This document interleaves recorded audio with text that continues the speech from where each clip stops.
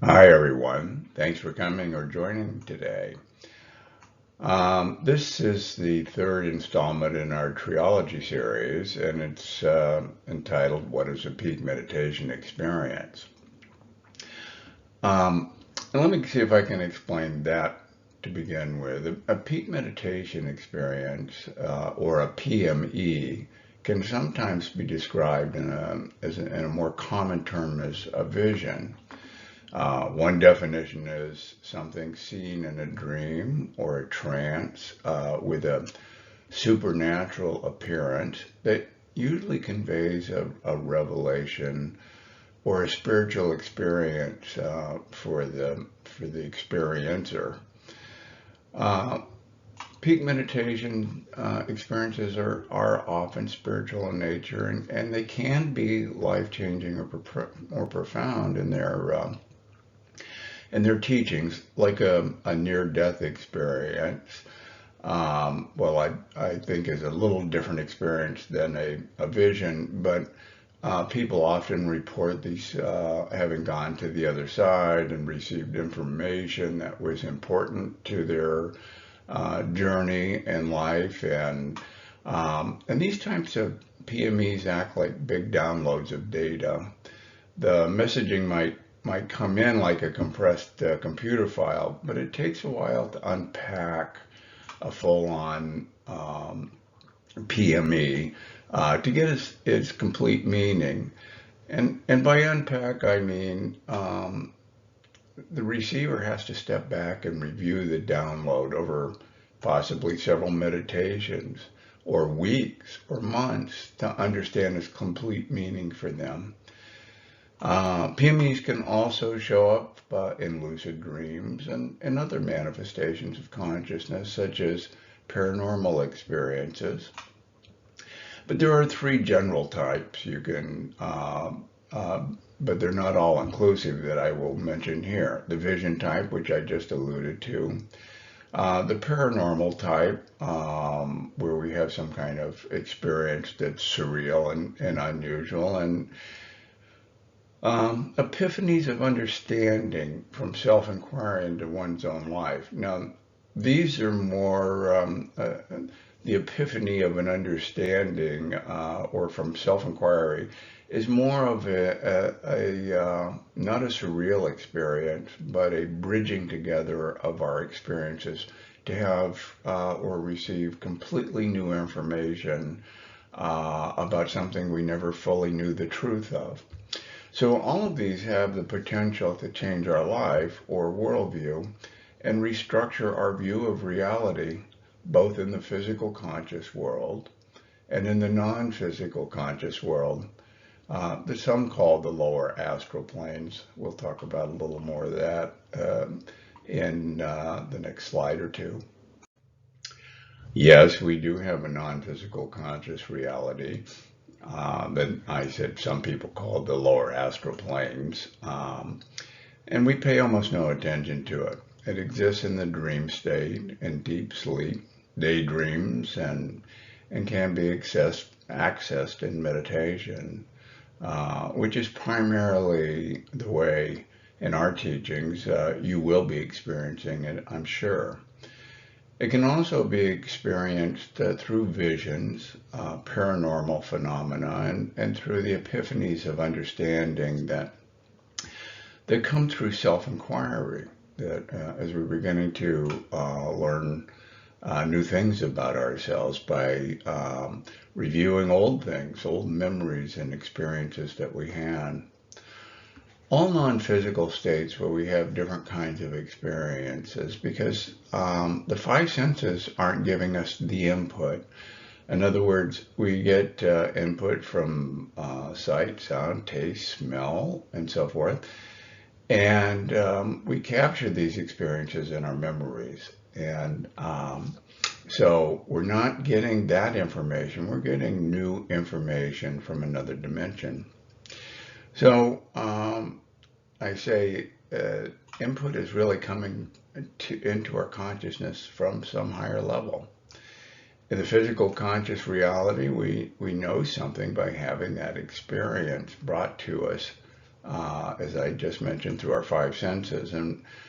Um, and this is how we learn things in the physical world. We have those experiences and they create memories for us. This input of this, again, of sight, sound, smells, touch, feelings, create this image in the theater screens of our minds. But this isn't the only way we receive information on that theater screen.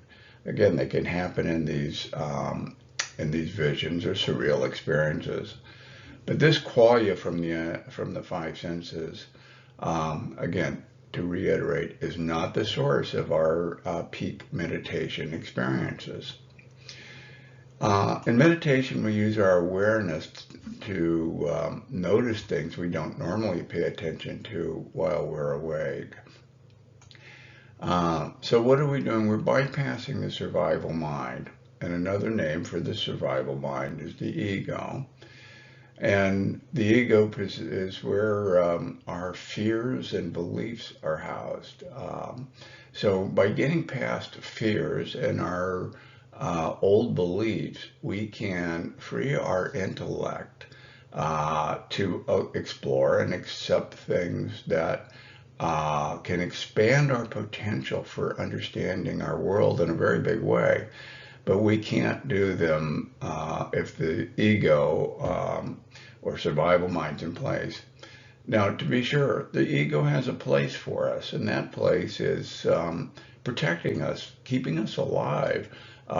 It's always warning us, and it's teaching us things that we should remember. And those things all become programs in our subconscious. But here we're free of those, and that's an important concept to remember. So we can observe all of our thoughts and have thoughts about thoughts we're sharing our local mind at this higher state of awareness. And we should get to know this state intimately. It's the state of witnessing awareness. Now, to be sure, we're always paying attention to our thoughts or noticing our thoughts, but we may not notice that we're noticing our thoughts. So, when you have an experience and you just review it and then you start talking to yourself about that, who's doing the talking? Who's doing the listening? Or who had the experience? So, to be clear, the higher intellect that is available to us in our witnessing conscious awareness is what we're seeking. So we're aware of our awareness. This is referred to as being sentient. It is believed that we're the only animals, at least on this planet, that possess this capability. Although there are many pet owners who would argue this point, and I'm not sure that's a correct statement or not, but I'm going to set I have an open mind about it. We'll say that. Okay, let's move on to the next slide. You may have had your own peak meditation experience and want to understand it. You're not alone. It's estimated over 80% of us have had some type of experience that fits our peak meditation experience definition. I give many examples of these in my book. My PMEs began with me at age 3 or 4 and have continued off and on to this day. Although for the 40 years during the time I was creating and building companies, I had ignored them in favor of using my meditation time to find creative solutions. I call the dream technique primarily. And I talk about this, and I've talked about it in other blogs. But after nearly 70 years, hundreds of PMEs and epiphanies have come together to give me just a deeper appreciation of reality and consciousness. And I could never have experienced this level of reality without PMEs. And I could not have understood completely, or as completely, I should say, as I have, by by um, well through employing self-inquiry. Again, I think self-inquiry um, is the road to awakening and enlightenment that all of our conscious experience pass through. There's grave misunderstanding in the public, and it's disheartening sometimes about these higher states of consciousness appearing in us that give us valuable information by which we can evolve ourselves. But any open discussion about these aberrations is frequently treated negatively and called out as woo-woo or some other unflattering characterization. I mentioned in, I think, one of the other trilogies that for years I never spoke about mine. In fact, it's only been in the last decade or so that I began talking about them because of this negative sentiment on behalf of, or by the public and others. Although today, many academics and scientists who have come to understand that consciousness is the underlying reality from which all things emerge, believe these kinds of visions that can bring us knowledge in some form are actually the highest states of consciousness that we can attain, which is quite comforting. So I think this is going to be the mainstream thought one day, perhaps not in the next year or two, but maybe in the next decade or two. Let's move on. I'm going to come back to this thought about this cultural treatment by Western society of attaching negative connotations to visions by calling them woo-woo or some other thing. This dampens the benefit of thousands of years of research into consciousness that has been brought to, or thought to have begun in India with the Vedas and Upanishads, and explored further by Patanjali's Yoga Sutras, and exist in many other cultures and documentations that's thousands of years old, like in Taoism. However, PMEs have been present in every indigenous culture since the beginning of time, although not as well documented or widely researched as those of India. Most of them have been handed down as tribal information from shaman to shaman, and some have been carved into cave walls or rock carvings elsewhere. A feature with indigenous cultures has been the teachings and practices were sanctioned and taught and passed along by a shaman, which is a spiritual and often gifted agent in the tribe that performs healings and guided spiritual journeys, sometimes using exotic psychedelics like ayahuasca and other things, but also just as often not using anything, actually inducing a state of consciousness and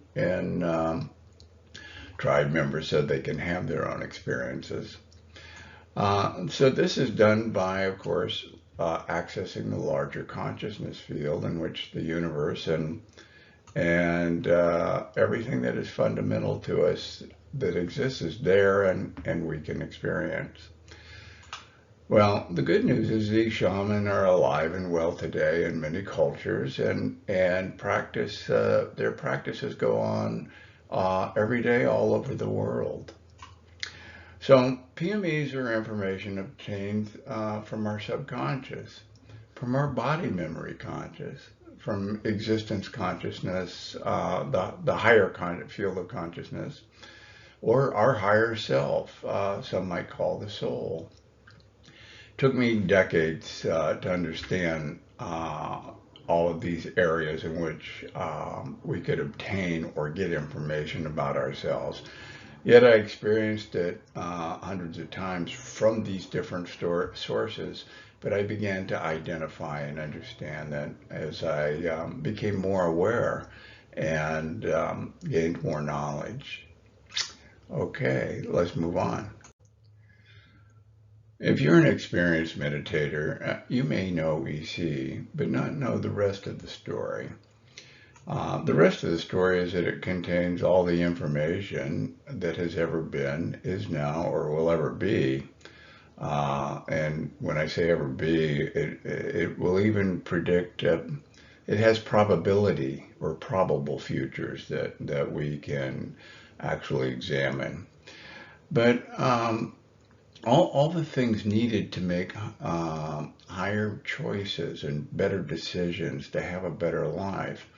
So you can have an intimate relationship with EC, and it will illuminate a path for your evolution if you do the work to follow that path.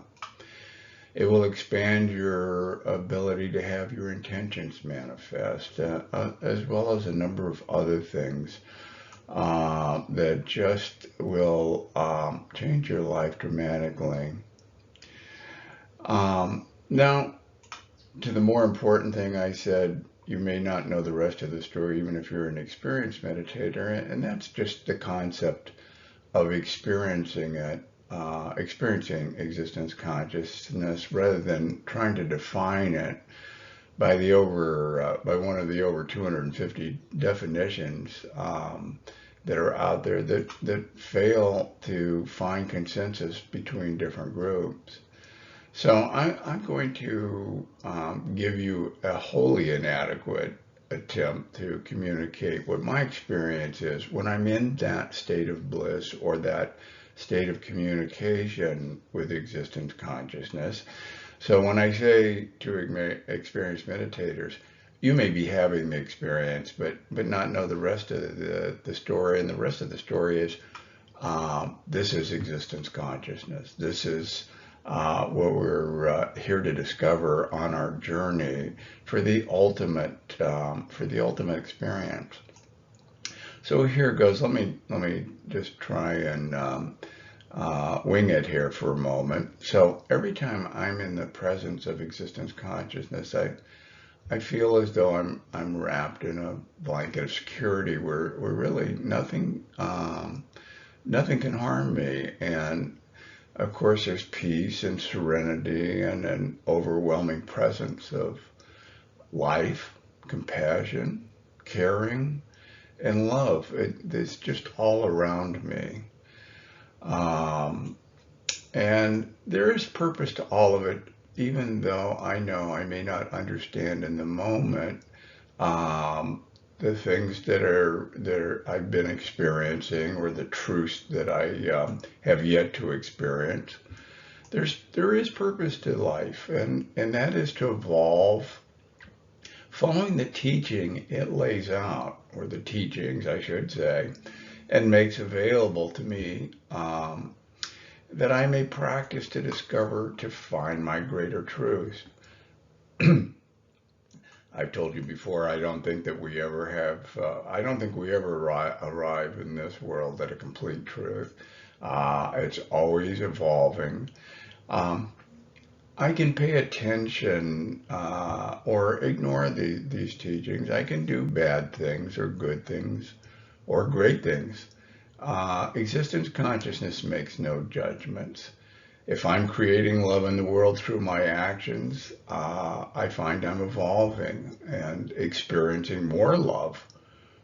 When my actions harm others intentionally, I'm devolving. I'm moving away from that primary teaching existence consciousness is trying to share.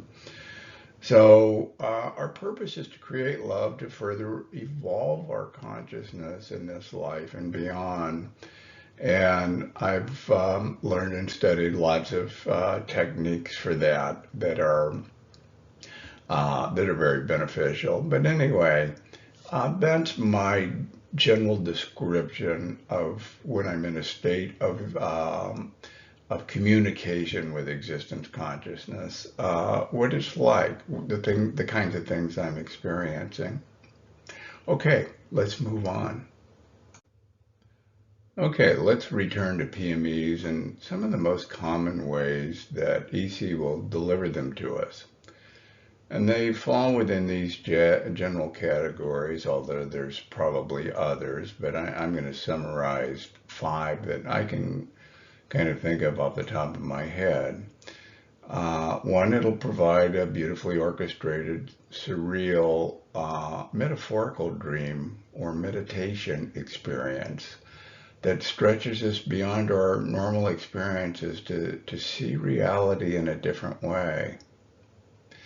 2, it'll give us verifiable information that we can know as our truth through any number of ways. It delivers that information, I should say, any number of ways. For example, through a whispered voice or the visions we've been talking about, or you'll even hear your own words coming back to you.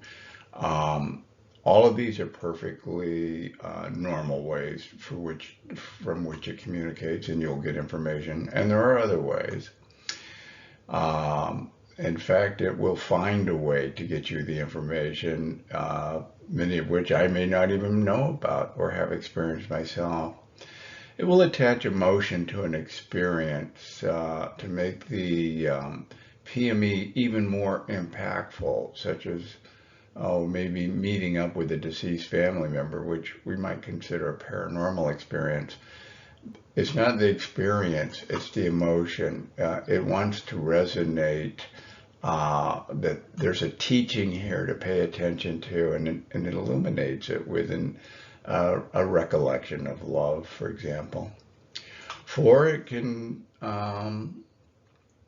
can teach us to overcome the greatest threat to the evolution of our consciousness, and that's fear. And we must overcome it in order to go deeper into our own consciousness. And I talk about this in my book also.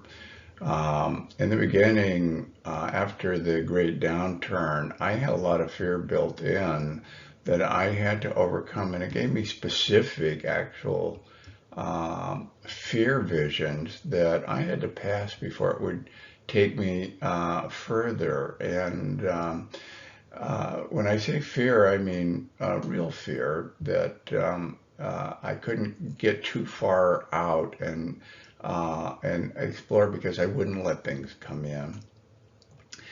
It'll lead us to examine experiences in our lives we can bridge together or stitch together to find a greater or newer meaning. And again, I've been calling this bridging, and I think that's just a good definition for what it is. But the final outcome is self-realization. We come to know something about ourselves, a truth from these things. And these aren't the surreal type. They're not the vision type. So I want to emphasize here that visions are not necessary. In fact, I would guess that most PMEs are created from incremental understandings through self-inquiry, bridging experiences that I referred to as being on the road to peak meditation experiences. So probably 80% or more are not grand visions. They're through self-inquiry, coming to greater truths, one meditation at a time. And it may sound like a slow path, but it's not. It's a delightful path. It's one that warms the heart each time you come across an understanding of a higher truth. When we open up to these experiences and the information that we can obtain from existence consciousness in any form, is probably really a peak meditation experience. Okay, let's move on. To conclude, I guess I would say that everyone has a hardwiring of consciousness within them, in which PMEs and its higher teachings can be accessed and learned. So it's for everyone. We all come into this world with a mission, and we just have to awaken to it. We just have to understand what it is and how to access it through our meditation practices. There are things we can know, and those are the experience we have in our waking state consciousness. And those are the things that will evolve us, and those are the things we can stitch together for higher truths. There's always much more in our experiences than we understand when we're having them, or even after we begin exploring them. There's always truths we can come back to in mind from our memories. There are things we do not know. These things are at higher levels of consciousness, but can become discovered and can become known to us and understood through our peak meditation experiences. And then there are things we can't know. Can you imagine all of the wisdom of existence consciousness through all the existence of just this universe? What if there's been other universes in the past loaded with experiences of consciousness? And I mean, it's just infinite. Existence consciousness potential is infinite. But many of the wisdom traditions believe that ultimately we do dissolve back into this infinite field of consciousness at some advanced stage of our journey. It's a delightful thought to entertain. So look for upcoming videos about my peak meditation experiences. I'm working on showcasing a few of these in order to add clarity to how peak meditation experiences work. And I look forward to you joining me for those. You can always get in touch with me or contact me if you just go to my website, peakmeditationexperiences.com. There's several ways on there. You can just click buttons. You can click a button to arrange a free 30-minute Zoom call with me where we can have a lot of fun and get to know one another. You can click another button to send me an email where you just want some advice or some information. So you'll find a whole library of information, blogs and podcasts that I posted from the past. There's a ton there. Again, Peak Meditation Experiences is plural.com, and reach out to me. I would love to talk with you and get to know you. Till next time, thank you. Bye-bye.